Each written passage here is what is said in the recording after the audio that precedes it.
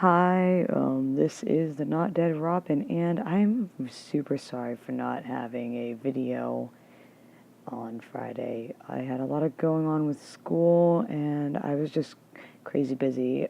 I worked 16 hours or so between Friday and Saturday when I normally would post, and I'm really sorry again. I'm also sorry that I'm not that great at editing video, and we're getting this really slow-mo take of this weird group photo. Um, but today is about Starfire and some of the controversies surrounding her character, particularly how she was portrayed in Red Hood and the Outlaws, which, even though it was published a while ago, is something very near and dear to my heart. So let's start. So, there's been a decent amount of criticism for how she's been written in Red Hood and the Outlaws, especially for the guy who wrote her, which would be Scott Lobdell, saying that she was objectified, that, oh, she was just a sex toy, and oh my goodness, she slept with both Jason and Roy, holy crap, they just completely eliminated her character, and I even heard stuff like, her eyes were just green and inhuman and pupilless, and it was just like weird stuff, and I'm like, okay, look at this. This was her when she originally came out. You cannot look me in the eye. Well, obviously you can't, but you can't look at me and say that's not sexual. Because it really sort of is. And I think to look at her properly, you have to think about her as a character, how she's always been, and her culture. First of all, yeah, her eyes don't look human because, she's an alien. You would have thought the orange skin would give it away for some people and the flowing hair that looks like fire. But I guess some people are stupid. Also, her culture is a lot more uninhibited than humans. They seem to have less rigid ideas about attachment and relationships. They're a lot more free. Also, why she dresses so scantily, Her culture is very woohoo, near nudity seems, at least to me, that's how it is. So there's that whole cultural thing. And we also can talk about the fact that she's always been really sort of sexual and flirtatious in the comics. And I don't think that's going to change, and I don't really want it to. It's part of who she is. Oh man, this wasn't done well. Now we're just like looking at boobs. I guess I'm objectifying her too. I guess I need to be demonized as well, I guess. First of all, let's look at how she first met like Dick Grayson. She just snogged him, She wanted to learn English, and she chose the most intimate way, probably one of at least the most intimate ways to do it. She'll kiss people, particularly men, to learn new languages. That's how she assimilates. And that's how she's always been. I think she enjoys it. I think she enjoys being so free and sexual. And I think, in her opinion, Earth needs to catch up with Tamaran on how freely expressive of those desires they are. She's always been really free about her sexual relationships.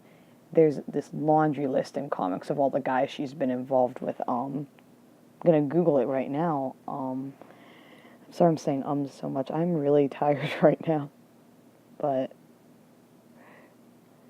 let's see. And it's obvious Dick Grayson. She had like a one-night stand with Jason Todd, it seems. She also had something going on with Roy Harper. And there's a lot more, but I don't really have it memorized because, during her time, she also married two Tamaranian guys. And let's see. She's had a lot of like one night stand type things going on with other people, I think. I'm not going to go and look for all of them. But needless to say, she's never had any compulsion about having multiple relationships. I mean, when she had that fling with Jason had completely filled her in about all the stuff that had gone on with him and Dick, like how they had tried to kill each other. She still chose to. It's her choice. She's very liberate, very empowered. I don't think anyone's going to force Starfire to do anything. Just saying. This is another picture of what she looked like in the 80s. This is when she was introduced to Teen Titans, and I feel like a lot of the hate for how she's portrayed in the New 52 comics, like in Red Hood and the Outlaws, is from people who saw her in Teen Titans and seem to have envisioned her as this innocent kid. She's not. This is how she was originally. Teen Titans was dumbed down for kids, and I don't think a lot of people understand that the comics were a lot more violent and graphic, both sexually and violently. But whatever, once again, do whatever you want to do. Just don't get on writers for writing her how she's always been. Her outfits, they've always been provocative. Let's be real here. I think even her most conservative outfits, like even in like the little kid shows, she's still showing a bunch of skin. And I know this is going to sound weird, but let's think about how the character herself would feel about this. I mean, throughout her life, Starfire's done a lot. She hasn't just been a Teen Titan. She has also been, let's see, more Google. She's been a fashion model in the comics. I'm pretty sure she went into that knowing that, you know, they objectify people. I think she's proud of it. She flaunts her body. She flaunts her sexuality. She's very proud of it. And honestly, I think if she saw some of the art people do of her and some of the comic covers, like this variant from Red Hood and the Outlaws, she'd be flattered by it. Let's be real here. Let's look at her personality. It fits really well. And you know what? She might have been written as some, you know, guy fantasy.